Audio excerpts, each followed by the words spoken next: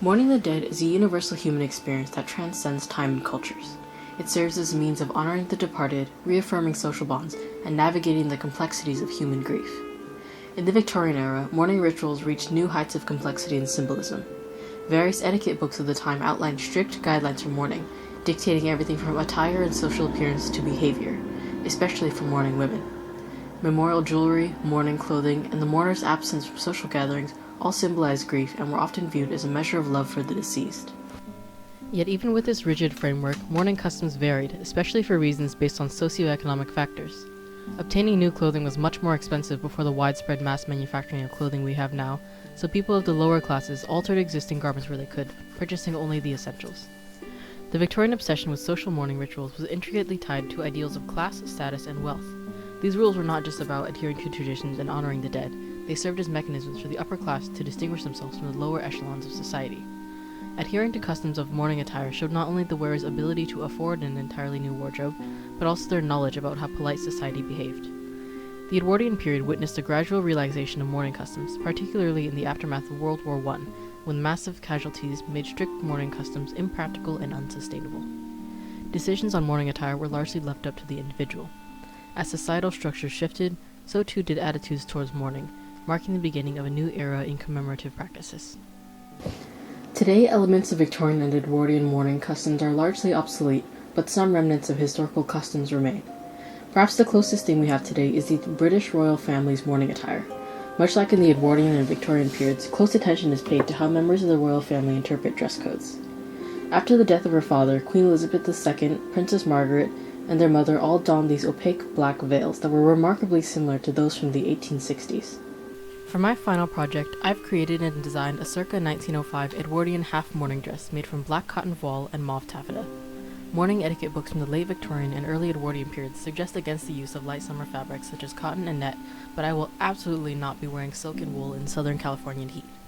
These restrictions were originally implemented because the black dye would stain the skin, but today fabrics are mostly dye-fast, so it shouldn't be a problem.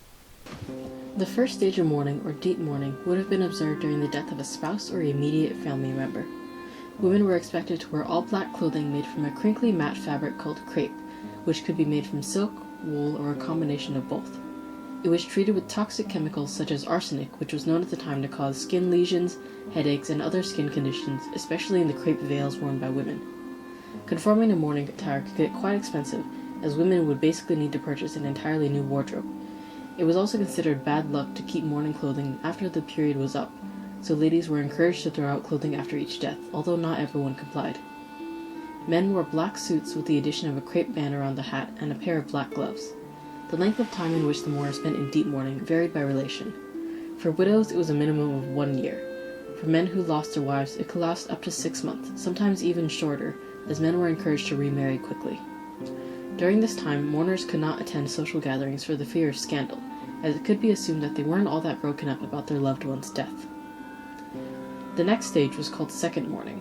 The mourner would continue wearing all black, but no longer had to endure the crepe ensemble. Instead, women's clothing could be trimmed with crepe, but still made from heavy black fabrics. Fabrics with too much sheen or luster, such as satin, were frowned upon as they looked too happy. The last stages before the mourner would re-enter society as normal were third mourning and half-mourning, often lumped together into what's called lesser mourning. Various etiquette books debate on which colors and embellishments are allowed in this period, but white, black, gray, and various shades of dusty purple are generally permitted, along with simpler embellishments. According to extant garments from the time, not everyone followed these suggestions.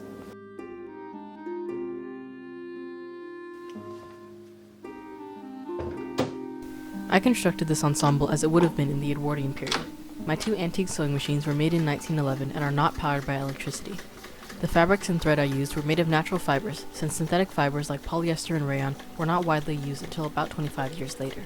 The fashionable silhouette of the early 1900s was comprised of poofy sleeves that gathered at the elbow and blouses that gathered at the center front to create a pigeon-breasted shape as seen here.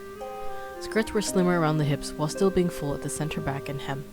I referenced Bertha Banner's 1898 Household Sewing with Home Dressmaking Guide for pointers on construction alongside a few extant garments in my collection, the first being this Edwardian pink silk dress.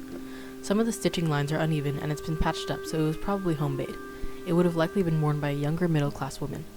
Some of the panels are made entirely from this lace net.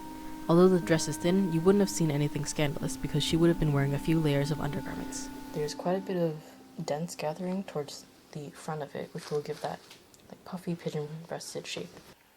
This morning dress was largely inspired by Edwardian summer dresses, which were usually light in color and made from thin fabrics. They usually featured lots of pin tucks, lace, and frills. I opted to only add a couple of pin-tucked panels and a lace cuff, since this morning dress was not supposed to be extravagantly decorated according to etiquette manuals. The shape of the cuffs I designed weren't as popular in this era as a large ruffle, but I took some inspiration from the pink dress in my collection and made the cuffs almost entirely out of lace.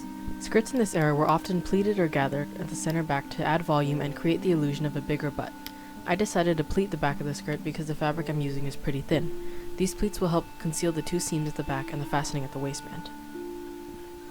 In the Edwardian era, we see a lot of these wide belts, especially on tea gowns. The contrast of a voluminous shirt and skirt with the fitted belt helped create the illusion of a tiny waist.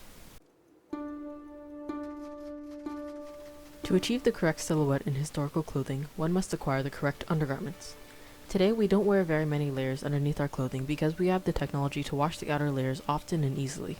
Historical undergarments protected the outermost garments from needing to be washed often by absorbing sweat and oils. They were typically made from easily washable and durable fabrics that were usually left undyed. During mourning, women would dye some undergarments black, especially those like petticoats that might be seen, as a flash of white on an otherwise black ensemble would be unseemly and shocking. The first layer of an Edwardian woman's undergarments was a chemise. She might have worn a pair of combinations instead, like this one here, which combined a chemise and a pair of drawers into one garment. I don't have combinations or drawers, but the chemise essentially does the same thing. It absorbs sweat and protects the skin from the next layer, the corset. Corsets were not the organ-crushing death traps modern media makes them out to be. They were just a form of bust support that also supported the weight of the skirts. The effect might look dramatic, but it really doesn't feel like much. As you can see, the corset leaves some harsh lines near the hips and bust. Petticoats helped smooth out the hips and provide a foundation for the outer skirt to sit on. Sometimes ladies would wear multiple petticoats for maximum volume or for warmth. To smooth out the bust, a corset cover was worn. It usually had ruffles and frills to hide the edge of the corset, but I don't have one yet, so I'm just using a second chemise.